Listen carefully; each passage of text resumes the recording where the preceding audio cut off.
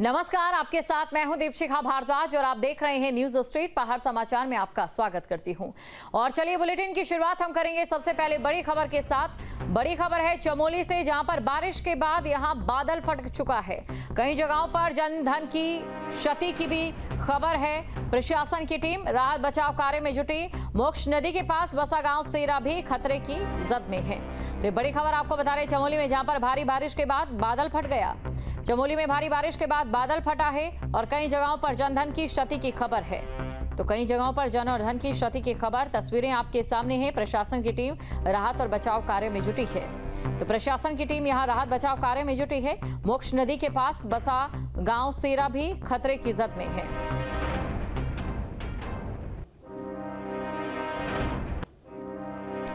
और उत्तराखंड में भारी बारिश का ऑरेंज अलर्ट। सभी जिलों में रुक रुक कर बारिश का दौर जारी है। 9 जुलाई तक कई जिलों के लिए अलर्ट जारी किया गया। उत्तरकाशी, टिहरी, बागेश्वर में बारिश का अलर्ट है। देहरादून और रुद्रप्रयाग में भारी बारिश की संभावना है। मौसम विभाग ने सतर्क रहने की अपील भी की है। तो सभी जिलों में रुक रुक कर बारिश का दौर जारी है। ये बड़ी खबर आपको बता रहे हैं। सभी जिलों में रुक रुक कर बारिश हो रही है और 9 जुलाई तक कई जिलों के लिए अलर्ट जारी किया गया है। तो देखिए, कुछ जिलों में 9 जुलाई तक के लिए अलर्ट है और 5 जिले ऐसे हैं जहां पर 12 जुलाई तक का अलर्ट जो है वो जारी किया गया है। आने वाले 5 दिनों तक कुछ जिलों में भारी बारिश रहने वाली है और बाकी जिलों में 9 जुलाई तक का अलर्ट जो है वो जारी किया गया है। ये बड़ी खबर आपको बता रहे हैं। उत्तराखंड में भारी बारिश के आसार, जहां 12 जुलाई तक भारी बारिश के आसार हैं। देहरादून, नैनीताल, चंपावत, बागेश्वर समेत कई जिलों में भारी बारिश 12 जुलाई तक होगी। अलकनंदा से लेकर यमुना तक सभी नदियां उफान पर हैं और सभी को अलर्ट रहने के निर्देश दे दिए गए हैं। तो 12 जुलाई तक भारी बारिश का अलर्ट जारी किया गया है। वर्षा का समय पीक पर है, लगातार बरसात हो रही है। ऐसे में जीएसआई के द्वारा 4 जनपदों के लिए उत्तरकाशी, टिहरी, रुद्रप्रयाग और चमोली, इन 4 जनपदों के लिए लैंडस्लाइड की संभावना जताई गई है। ऐसे में हम लोगों ने कल ही सभी जनपदों को अलर्ट जारी कर दिया है।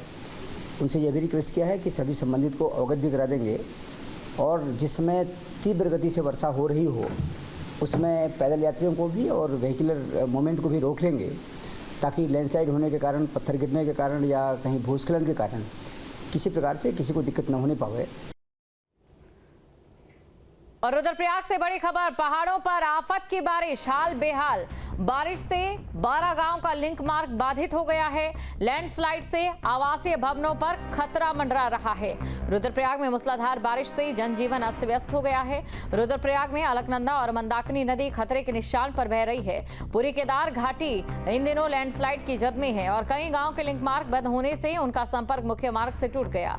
ग्रामीण इन दिनों दहशत के माहौल में जीवन काटने को मजबूर है। वहीं दूसरी ओर पाली सरुणा गांव को जोड़ने वाले मोटर मार्ग पर जगह जगह लैंडस्लाइड होने से यातायात बाधित है। ताला दुर्गाधार मोटर मार्ग पर ताला के पास जो पुस्ता ढहने से वाहनों की आवाजाही पूरी तरह से ठप पड़ी है। ताला तोक में निचले हिस्से में आकाश कामिनी नदी का जल स्तर बढ़ने से लगातार लैंडस्लाइड हो रही है और इसकी वजह से कई परिवार इस समय खतरे की जद में हैं। बढ़ते अगली खबर की ओर। देहरादून में खसरा और रुबेला जैसी संक्रामक बीमारियों को जड़ से खत्म करने के लिए स्वास्थ्य विभाग 21 जुलाई से विशेष टीकाकरण सप्ताह की शुरुआत करने जा रहा है। यह अभियान सितंबर तक चलेगा और वहीं इस विषय पर बात करते हुए मुख्य चिकित्सा अधिकारी देहरादून मनोज शर्मा ने कहा कि जल्दी इस अभियान की शुरुआत होने जा रही है और साथ ही जगह जगह देहरादून के वार्ड में आशाओं के द्वारा जागरूकता अभियान भी चलाया जाएगा। अभियान का उद्देश्य बच्चों को MR वैक्सीन से प्रतिरक्षित करना है और इस टीके से बच्चों में बीमारी का खतरा नहीं रहेगा। साथ ही जो भी बच्चे किसी वजह से छूट गए हैं उन्हें यह टीका लगाया जाएगा।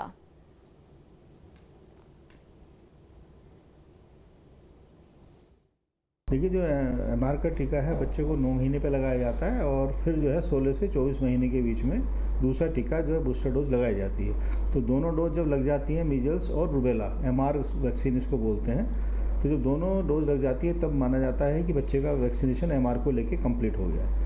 तो देखने में आया है कि कुछ केसेस जो है अभी भी हमारे फीवर विद रेसेस के आते हैं, जो सस्पेक्टेड मीजल्स हैं उसके केसेस आते हैं, रुबेला के भी केसेस होते हैं और जैसे आप जानते हैं कि जो मीजल्स है, अगर मीजल्स किसी को इन्फेक्शन होता है तो उसके जो कॉम्प्लिकेशन होते हैं, जैसे निमोनिया होता है, डायरिया होता है, या आँख में कॉम्प्लिकेशन होता है, कॉर्नियल ओपेसिटी हो जाती है, तो उसकी वजह से जो है बच्चों में कई डेथ भी देखी जाती है। और इन सबको ध्यान में रखते हुए सरकार का ये मनसा है कि जो हमारा मीजल्स है, रुबेला का एलिमिनेशन जो है वो सुनिश्चित किया जाए। और पौड़ी में कांवड़ मेले की तैयारियों को लेकर जिलाधिकारी स्वाति एस भदौरिया ने लक्ष्मण झूला कैंप कार्यालय की समीक्षा बैठक की है। डीएम ने सभी विभागों को समर्पण के साथ काम करने के निर्देश दिए और लापरवाही बरतने पर पीडब्ल्यूडी दुगुड़ा के अधिशासी अभियंता और जिला पंचायत के अपर मुख्य अधिकारी को कारण बताओ नोटिस जारी किया। उन्होंने ये साफ किया कि श्रद्धालुओं की सुविधा और सुरक्षा में कोई भी लापरवाही बर्दाश्त नहीं की जाएगी। डीएम ने पेयजल, साफ सफाई, रोशनी, चिकित्सा सुविधा और बैरिकेडिंग सहित तमाम व्यवस्थाएं समय से पूरी करने के निर्देश दिए हैं। वन विभाग और जिला पंचायत को सोलर लाइट्स लगाने, स्वास्थ्य विभाग को एम्बुलेंस और दवाओं की व्यवस्था करने, सिंचाई विभाग को डबल बैरिकेडिंग और जल संस्थान को मंदिर तक पानी पहुंचाने की जिम्मेदारी सौंपी गई। सभी विभागों को आपदा प्रबंधन की एसओपी जल्द तैयार करने को कहा गया। वहीं पुलिस विभाग ने एसपीओ को ड्यूटी कार्ड जारी कर जिम्मेदारी भी सौंपी है। और हमारी जो पूरी टीम थी, बिजली, पानी, रोड आदि सभी के साथ में पूरा कांवड़ क्षेत्र का निरीक्षण किया। चाहे वो सड़क मार्ग है, चाहे पैदल मार्ग है, मंदिर वाला एरिया है, पार्किंग है, सभी शौचालय, बिजली, पानी, सभी चीज़ का डिटेल्ड निरीक्षण किया। जहाँ जहाँ पे पानी एक आध जगह पे ऐसा लगा कि शौचालय से भी पानी कनेक्टेड नहीं है, उनके लिए उनको निर्देशित किया गया है। एक बड़ी पार्किंग है जिला पंचायत की, जहाँ पे शौचालय की थोड़ी कमी पाई गई, उसके लिए भी बताया गया है। साथ ही जितने हमारे जो पैदल वाला रास्ता है उसमें सोलर लाइट्स आदि की व्यवस्था के लिए भी इनको निर्देशित किया गया। और साथ में जो एलिफेंट प्रोन जोन्स हैं या फिर कोई भी डेंजरस जोन्स हैं, कुछ हमारे घाट्स हैं ऐसे डेंजरस, उन सबकी सुरक्षित रखने के लिए भी निर्देशित किया गया। और देहरादून में सीएम धामी का हरीश रावत पर पलटवार।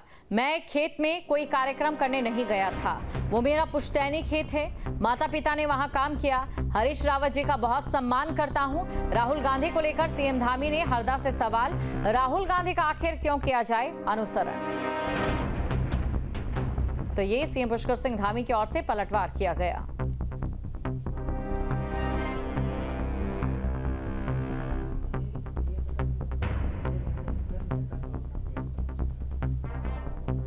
तो वो मेरा पुश्तैनी खेत है और साथ ही उन्होंने कहा कि मेरे माता पिता भी वहां काम करते हैं। क्या है पूरा मामला, अब ये भी आपको बता देते। दरअसल सीएम पुष्कर सिंह धामी कुछ दिन पहले अपने पुश्तैनी खेत में जाते हैं। सुबह करीब 8 बजे का समय था।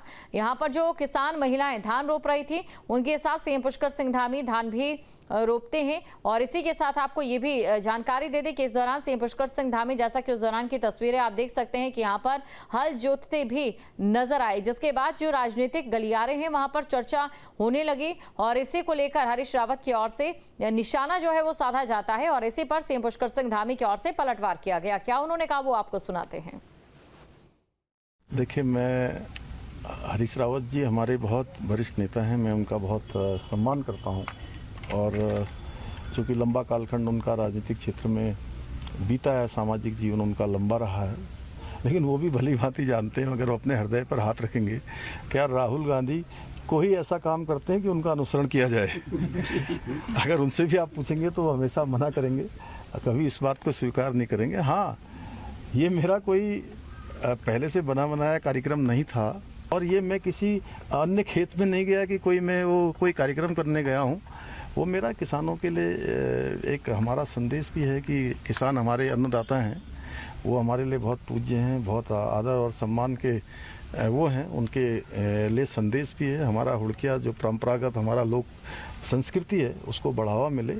और मेरा पुश्तैनी खेत है वो, जो कई वर्षों से मेरे माता पिता, मेरे दादा, सभी लोग जो है वहाँ पर वो काम करते रहे हैं। मैंने भी उस काम को ये सोचा कि इतने दिनों बाद मैं आई हूँ, रुपये लग रहा हूँ, तो मैं भी थोड़ी देर के लिए भाग ले लूँ। उत्तराखंड में पंचायत चुनाव अब चुनाव नहीं, एक पहेली बन गए हैं। पहले तो 8 महीने तक ये सस्पेंस बना रहा कि चुनाव होंगे भी या नहीं, और अब जब प्रक्रिया शुरू हो गई तो हाल ये है कि उम्मीदवार ही नहीं मिल रहे। बड़ी संख्या में ग्राम पंचायत सदस्यों के पद खाली रह गए।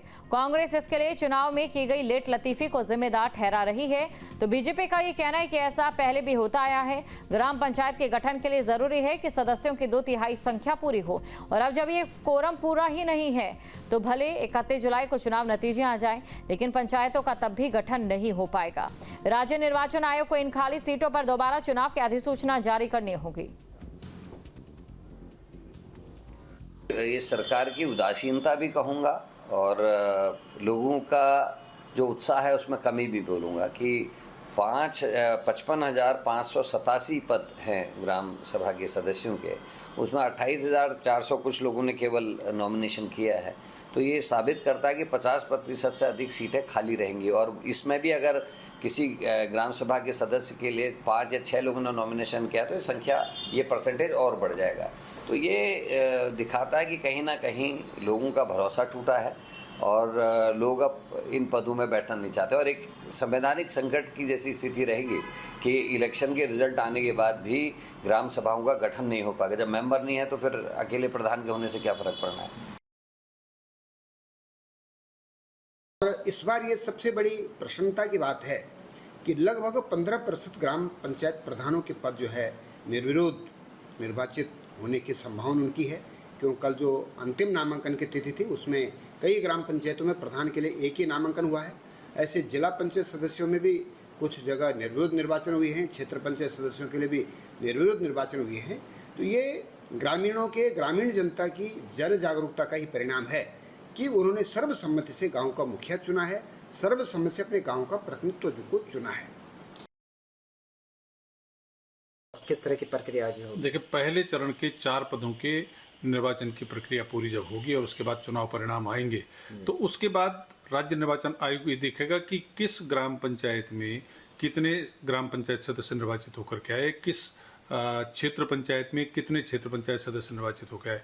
जिन जगह 2/3 से अधिक सदस्य निर्वाचित होकर आ गए होंगे उनके गठन की प्रक्रिया आगे बढ़ेगी, लेकिन जिन जगह उस संख्या पूरी नहीं होगी तो उन पर फिर से एक अधिसूचना जारी करके रिक्त पदों पर निर्वाचन कराने की प्रक्रिया होगी और जब वो पद भर जाएंगे उसके बाद ही ग्राम पंचायत, क्षेत्र पंचायत और जिला पंचायत के गठन की प्रक्रिया होगी।